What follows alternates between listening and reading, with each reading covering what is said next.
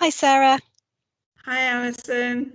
Can you tell me a little bit about what you did to try and get your knowledge strategy established in your organisation?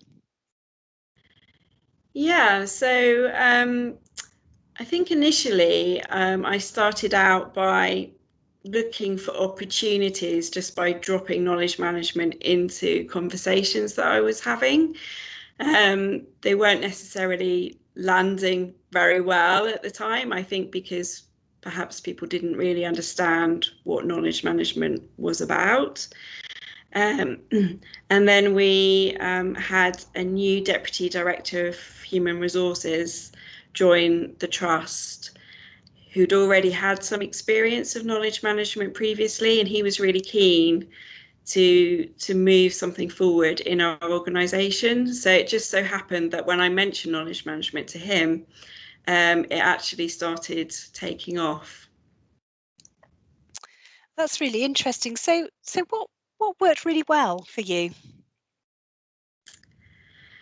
There are several things that worked really well. I think definitely having the senior leadership support behind me was very useful, to have that champion at a higher level, and to know that the knowledge management strategy that I was asked to do, was something that was expected and would be raised at a higher level in the organisation.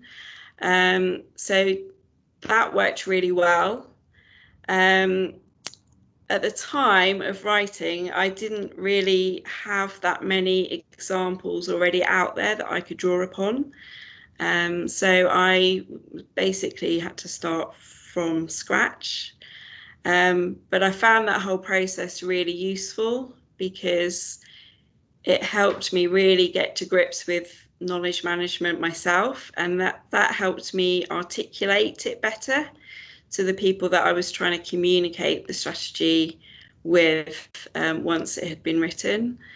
And I think definitely for me, the timing was really right. In our organisation, one of our corporate objectives was about improving sharing of learning.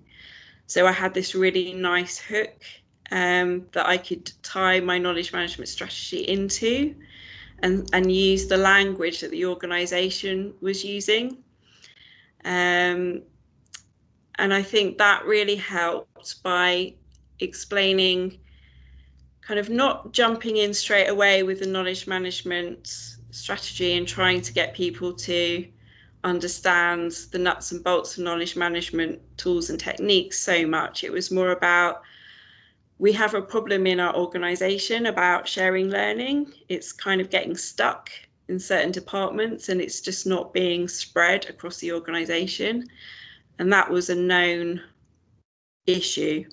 So by using that language about, well, knowledge management can help us improve that, and it should lead to greater innovation and more improvement, which again are some of the Trust key priorities, just really help people kind of sit up and listen then, because they could see that perhaps what I was saying would have, considerable benefits. I love the idea you've gone in with a potential solution to a particular organisational issue. Was there anything that perhaps didn't go quite as you expected or quite so well?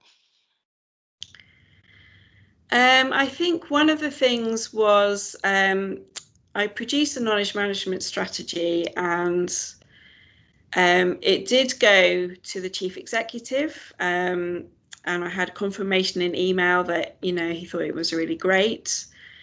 But I think somewhere along the way, it kind of lost complete organisational buy-in at the highest level. I've since realised, now that I've attended a board meeting to present my library strategy, that maybe that's something I could have done with the knowledge management strategy a couple of years earlier. And that might have given it wider recognition amongst some of the other executives in the Trust. So I think my learning from that was just I didn't fully understand that that was an opportunity available to me until it happened in a slightly different context further down the line. So But if something I you were to do it again, that's what I do. interesting. Yeah, it's always interesting, isn't it? How you use a different experience sometimes can make you reflect differently on how you did something in the past. So overall, if you had to give this piece of work a mark out of 10, what would you score yourself? I think overall, I would give myself an 8 out of 10, partly because it was something I did from scratch. And I think in terms of the content of the strategy, I was really pleased with that. And it did lead to increased awareness of knowledge management in the organisation. So we kind of rolled out knowledge cafes, knowledge legacy sessions. So in that sense, it worked quite nicely. In another way, some of the momentum was lost through the knowledge management strategy. I was able to join certain groups that were related to learning in the organisation, but one of them suddenly stopped. I think in part due to COVID, and it all kind of went quiet. So I think there's something about losing the momentum with the groups, and but then trying to find another opportunity to pick it up again. Mm-hmm. And thankfully, there's a new group in our trust that's looking at promoting corporate learning. It's sort of off the back of COVID, really, and looking to see what we can learn from that. But through that, I've managed to join that group and hopefully re-establish our plans for developing an institutional repository, which was one of the key objectives from the knowledge management strategy. That's So really, yeah, really good to hear. Oh, that's fantastic news. So a bit of perseverance then and resilience really to keep going with a strategy and take further opportunities if one door closes to wait for another to open, to revisit. That's fantastic, Sarah. Thank you so much. We've tried to capture just some of the key lessons that you pulled out from what you've just said. So I heard you say that having that senior leader engaged and championing your calls really helped to get this off the ground. That actually using little nudges to just introduce knowledge management whenever you can. So just constant opportunities to kind of bring that into conversation or to offer in knowledge management solutions or knowledge mobilization solutions are useful. And then trying different approaches to establish your strategy, but actually being very pragmatic. So we were talking earlier, and I think you said it was good to actually just go and put something on paper to start to really understand the terminology yourself and to be able to articulate what is meant by KM and how that links to other corporate objectives. And that in turn helped others to understand the language of knowledge management and link it into key issues in your organisation, such as improvement, innovation and learning, which really helped your strategy to get going.